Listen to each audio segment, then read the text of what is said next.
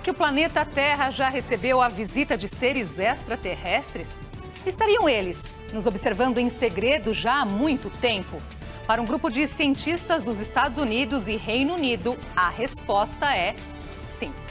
De acordo com esses estudiosos, em pelo menos uma ocasião, a presença desses seres foi registrada e o que a princípio se pensou tratar-se de um asteroide era um objeto não identificado, ganhou um nome e um registro na União Astronômica Internacional.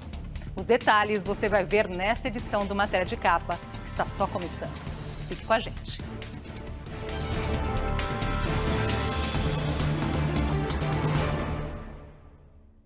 Um astrônomo canadense foi o primeiro a chamar a atenção para as imagens registradas por um telescópio situado no topo de uma montanha no Havaí. Logo, ele pediu ajuda a outros estudiosos e o grupo afirma não ter dúvidas sobre o que viu. O astrônomo canadense Robert Warwick estava revisando as imagens captadas pelo telescópio Pan-STARRS-1, instalado no topo do vulcão Haleakala, na ilha de Maui, no Havaí. Todas as noites, esse telescópio, a exemplo de outros situados em diferentes pontos da Terra, faz uma varredura dos céus. No caso do Pan-STARRS-1, ele foi projetado para detectar objetos que passam perto da Terra e são, em sua maioria, asteroides.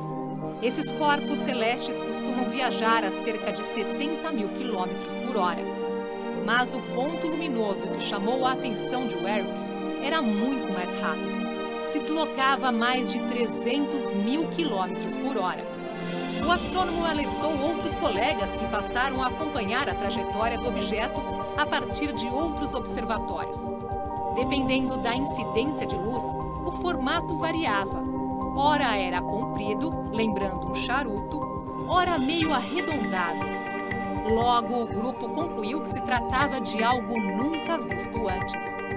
Daí terem classificado inicialmente como um objeto interestelar, possivelmente um visitante de algum lugar muito além do sistema solar. A União Astronômica Internacional o batizou como 1I 2017 U1, mas ele ficou conhecido mesmo pelo apelido Oumuamua. Em havaiano significa algo como o observador. Na classificação oficial, as letras e o número 1 indicam que se trata do primeiro objeto desse tipo que entrou para os registros.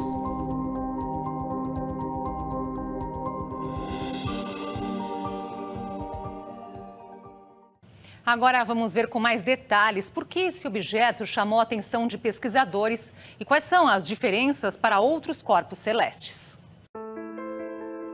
Os astrônomos chamam a atenção para o fato de que até mesmo objetos interestelares obedecem à lei da gravidade e viajam a distâncias conhecidas.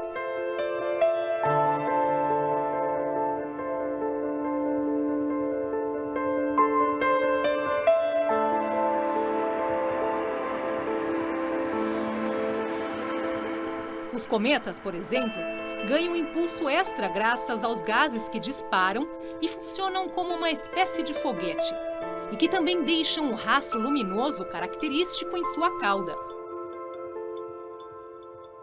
Não era o caso daquele objeto misterioso, mas existe também a hipótese de que se tratava de um mini cometa, que não tinha cauda porque perdera parte de sua composição e estava se desfazendo.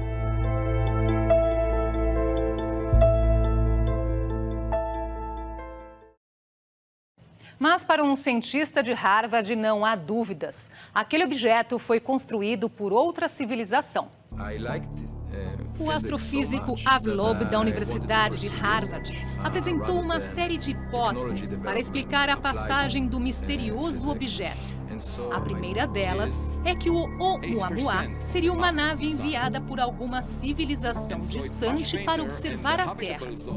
Mas ele também admite a possibilidade de que, mesmo se tratando de uma nave extraterrestre, ela poderia estar vagando pelo espaço interestelar por ter sido descartada. As teorias de Loeb foram bombardeadas por outros estudiosos que o acusam de brincar com a ciência. Entre eles estão Paul Sutter, astrofísico da Universidade de Ohio, e Benjamin Wiener, astrônomo da Universidade do Arizona. Mas Loeb não se intimidou com as críticas. No livro Extraterrestrial: The First Sign of Intelligent Life Beyond Earth, ou em tradução livre, Extraterrestre, o primeiro sinal de vida inteligente além da Terra, ele defende a ideia de que em algum lugar do universo existem outras civilizações bem diferentes da nossa. Para explicar a estranha aceleração detectada no Oumuamua, ele acredita que se trata de uma propulsão por radiação solar. E ele vai mais longe ao afirmar: esse objeto só pode ter sido projetado, construído e lançado por uma inteligência extraterrestre.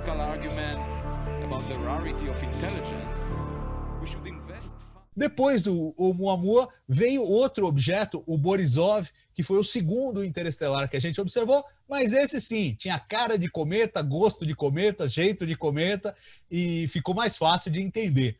O que os astrônomos querem a partir de agora é continuar observando, monitorando os céus para encontrar outros objetos interestelares, e aí, de novo, por um conjunto de objetos, você descobrir como que o Oumuamua se encaixa, né? Se ele é um objeto realmente altamente incomum, se essa hipótese de uma espaçonave para em pé ou não. O único jeito da gente saber isso é comparar com outros objetos, já que a essa altura o próprio Oumuamua já está saindo do sistema solar e vai ser muito difícil, não é impossível, mas é muito difícil a gente mandar uma missão espacial para tentar se encontrar com ele e observar mais de perto.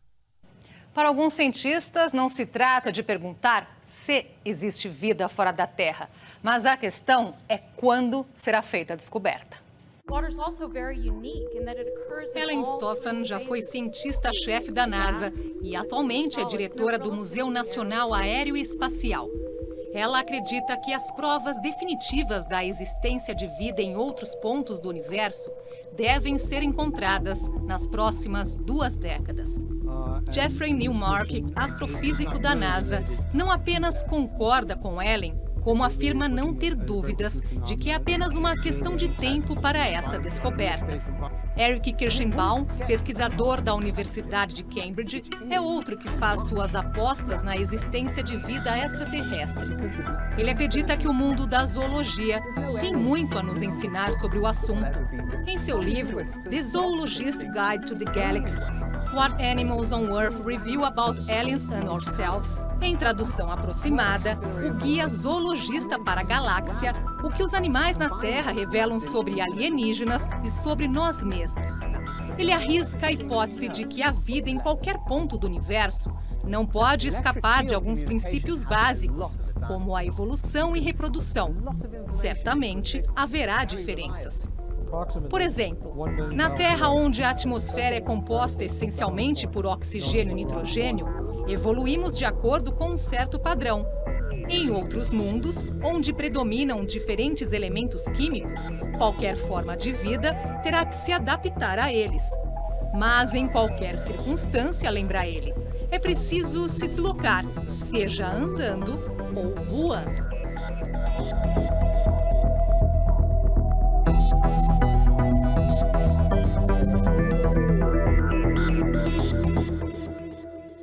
Daqui a pouco, pesquisadora dedica a vida na busca por planetas habitáveis. E ainda, você já ouviu falar em canibalismo galáctico?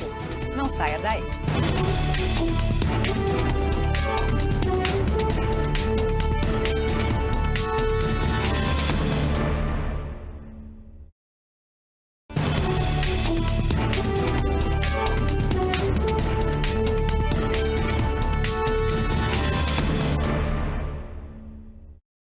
A busca por alienígenas conta cada vez mais com novas ferramentas graças à tecnologia. 50 anos atrás era apenas a equação de Drake, uma fórmula matemática desenvolvida pelo astrônomo Frank Drake em 1961 para estimar a probabilidade de encontrar vida alienígena inteligente na Via Láctea. O interesse por esse cálculo deu origem ao Instituto SETI em 1984. Quando um grupo de cientistas se reuniu para criar uma organização sem fins lucrativos dedicada à pesquisa. O SETI está localizado no Vale do Silício, na Califórnia. Lá nasceu o conjunto de telescópios Allen. um importante instrumento de observação que estuda várias áreas do céu ao mesmo tempo. Ele permitirá uma expansão do reconhecimento estelar de 1.000 para 1 milhão de estrelas nas próximas 2 décadas. A internet também é importante aliada na busca por extraterrestres.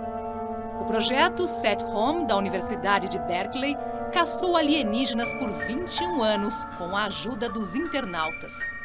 Sempre que um usuário deixava o computador ligado, um programa assumia o controle em busca de sinais. Ele esteve ativo até o ano passado. Segundo o cientista-chefe do projeto, Dan Wertheimer, após tantas informações processadas, é hora de parar para analisá-las. Para ele, outras possibilidades estão mudando a natureza da caça. Além do rádio, outra boa ferramenta é o laser, capaz de focar muita energia ou informação em um feixe semelhante a um farol. Dan afirma que a melhor estratégia é uma variedade de estratégias, já que é realmente difícil adivinhar o que uma civilização avançada pode fazer.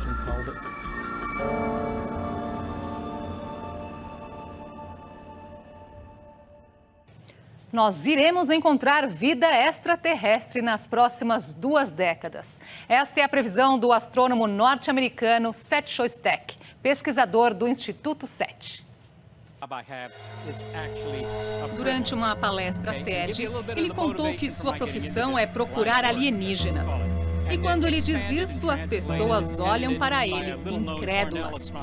Segundo o astrônomo, não encontramos vida fora da Terra. Ainda. Isso irá acontecer muito em breve, já que os equipamentos de busca estão melhorando. Ele dá exemplos. Mostra o conjunto de telescópios Allen usado hoje e os aparelhos do astrônomo Frank Drake em 1960. Os atuais são 100 trilhões de vezes melhores. Estamos procurando por uma agulha em um palheiro, diz ele. Nós sabemos o quanto o palheiro é grande. É a galáxia. Mas não estamos mais procurando no palheiro com uma colher de chá, mas com um trator, por causa deste aumento na velocidade, que dobra a cada 18 meses. E chegará o momento em que um sinal será captado e dirá que temos companhia cósmica. E o que isso irá significar? A resposta é que não sabemos a resposta. Não sabemos como isso irá nos afetar, mas posso dizer que será uma sociedade bem mais avançada do que a nossa, diz Seth. Ele diz ainda que essa descoberta é muito positiva para lembrarmos que nós, humanos, não somos um milagre. We're not the only kids on the block, and I think that that's philosophically a very profound thing to learn. We're not a miracle. E mais, encontrar vida extraterrestre é um passo importante para acreditar, entender e valorizar a ciência. E esse é um benefício sem limites. Lack in our society, and that's the lack of science literacy, the lack of the ability to even understand science. Por que estamos aqui? Uma pesquisadora dedica sua vida a estudar a atmosfera de exoplanetas em busca de vida fora da Terra.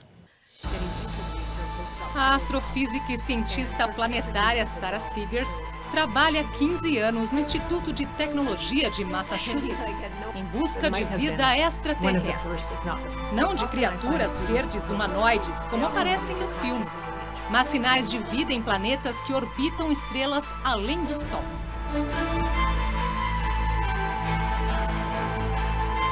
Nas palavras de Seegers, quando olhamos para o céu à noite, vemos centenas, até milhares de estrelas, dependendo do nível de escuridão.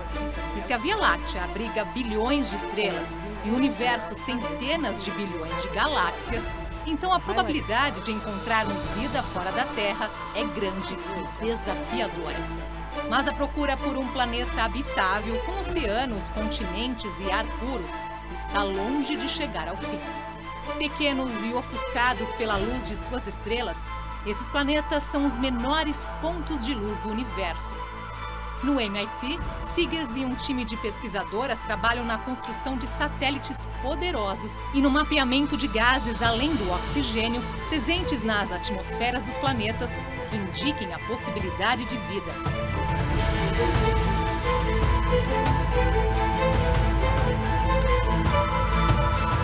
No laboratório de propulsão da NASA, na Califórnia, a astrofísica desenvolve outro projeto, a Starshade, uma tela gigante que tem como objetivo bloquear os raios de luz das estrelas que impedem a visibilidade dos planetas que a orbitam.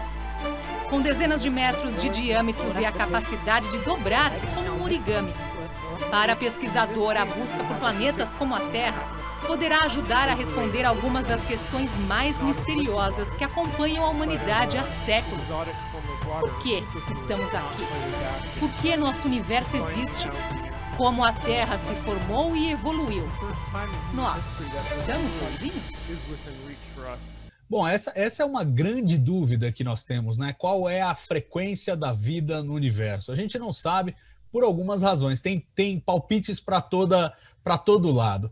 Porque, por um lado, a gente não sabe exatamente o que é preciso para a vida se formar. A gente sabe que essas condições estavam na Terra mais de 4 bilhões de anos atrás, mas a gente não sabe exatamente que condições são essas e até onde você tem contingências e condições necessárias para a formação da vida. Por outro lado, o que a gente vê na Terra é que a vida se formou muito depressa. Assim que essas condições básicas apareceram, né, ou seja, que a Terra parou de ser bombardeada por asteroides depois do processo de formação do Sistema Solar, a vida apareceu.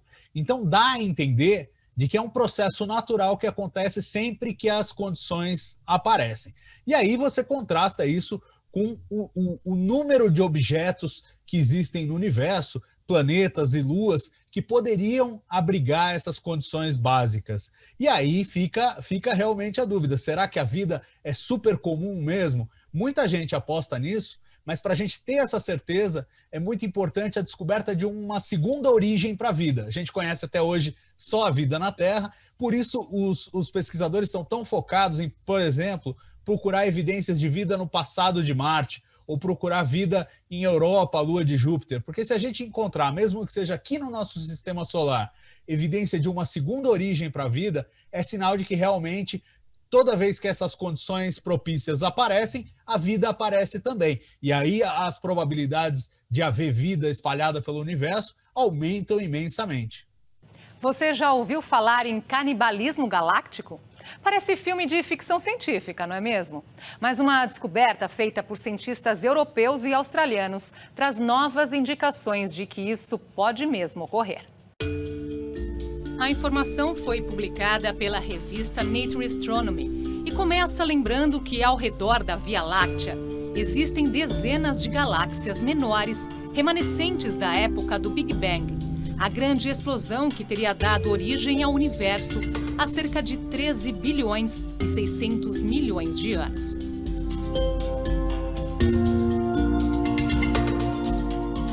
A descoberta anunciada agora está relacionada com uma dessas pequenas galáxias, a Tucana 2, situada a 163 mil anos-luz da Terra. Se considerarmos que cada ano-luz tem cerca de 9,5 trilhões de quilômetros, é possível ter uma vaga ideia dessa enorme distância. Para esse estudo, o grupo de cientistas europeus e australianos utilizou os dados captados pelo satélite Gaia, da Agência Espacial Europeia, além do supertelescópio SkyMapper, da Universidade Nacional da Austrália. A observação permitiu detectar que 9 estrelas que fazem parte daquela galáxia estavam muito afastadas das demais. Levando em conta o tamanho e a distância, os cientistas levantaram a hipótese de que houve ali um caso de canibalismo galáctico. Ou seja, a princípio eram 2 galáxias, que se transformaram numa só, mas acabaram deixando algumas estrelas numa região periférica. Daqui a pouco, descobertas sobre os mistérios do espaço nem sempre são bem recebidas. E ainda, o que sabemos sobre os exoplanetas? Quantos deles nós conhecemos? Não saia daí.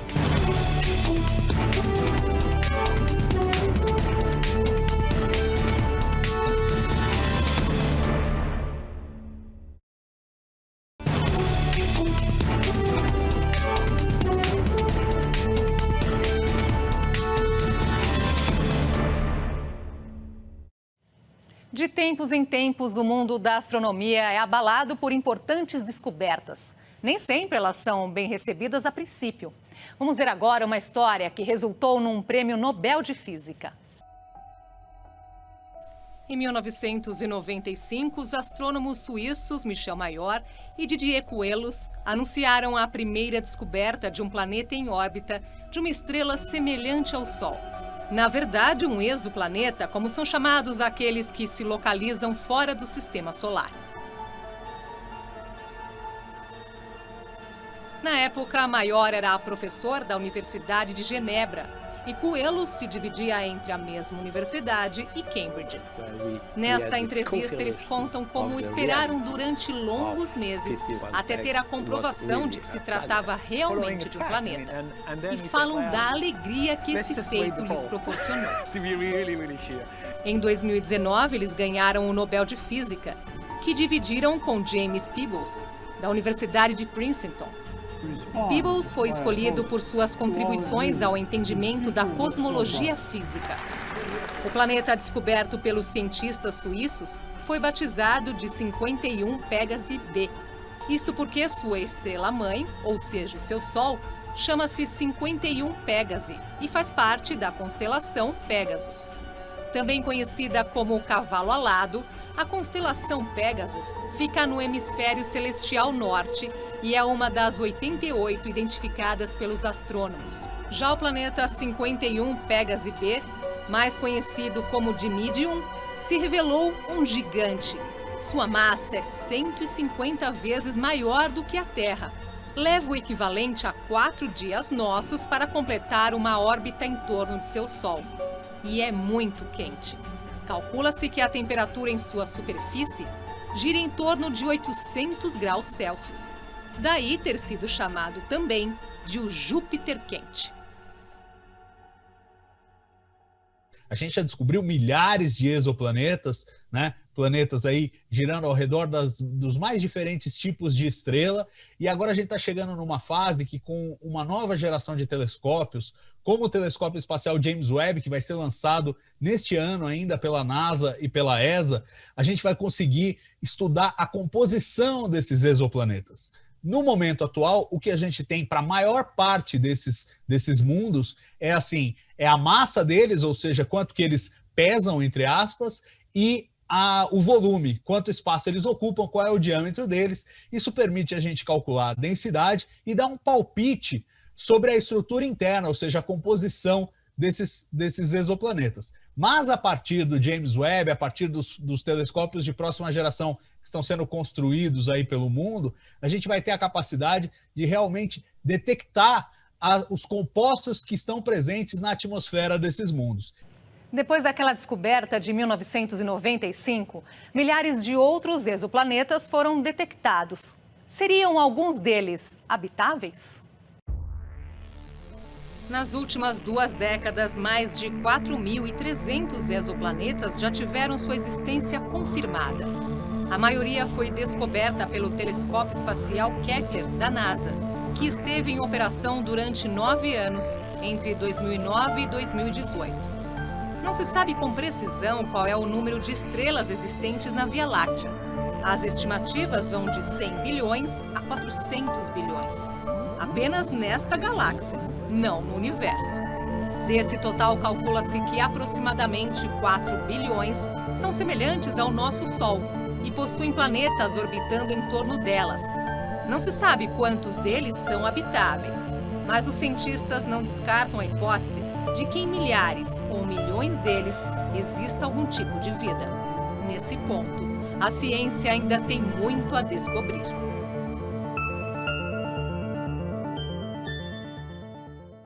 O que os astrônomos agora vão querer fazer com o James Webb e com outros telescópios de próxima geração é detectar a presença de moléculas na atmosfera desses exoplanetas que indiquem também neles a presença de vida. Pode ser a primeira evidência mais concreta que a gente tem justamente da presença de vida no universo e da frequência da vida no universo, né? A gente vai observar um punhado de exoplanetas e vamos ver, nesse aqui parece que tem, nesse parece que não tem. A gente começa a colocar números e a expectativa é muito grande de que nos próximos anos a gente possa ter uma detecção de, por exemplo, presença de vapor d'água, oxigênio, metano, gases que indicariam potencialmente a presença de vida nesses exoplanetas. Se há um local do universo que pode servir como ponto de partida para a busca por civilizações extraterrestres, seria ao redor dos chamados buracos negros. A ideia foi levantada pelo astrofísico Luca Comisso, da Universidade de Columbia, em Nova York. De acordo com a tese de Comisso, essas civilizações utilizam energia dos buracos negros. Portanto, é por lá que elas devem existir. O problema é que o buraco negro mais próximo da Terra fica a cerca de 1000 anos-luz. Mais uma vez aquela conta, multiplicar 1000 por 9 trilhões e meio de quilômetros, para se ter uma ideia. Mas a questão principal é que a ciência hoje não dispõe de tecnologia para cobrir essa distância. Então a dúvida ainda permanecerá por muito tempo. Essa edição do Matéria de Capa fica por aqui e nós voltamos na próxima semana, neste mesmo horário. Ótima noite para você e até lá.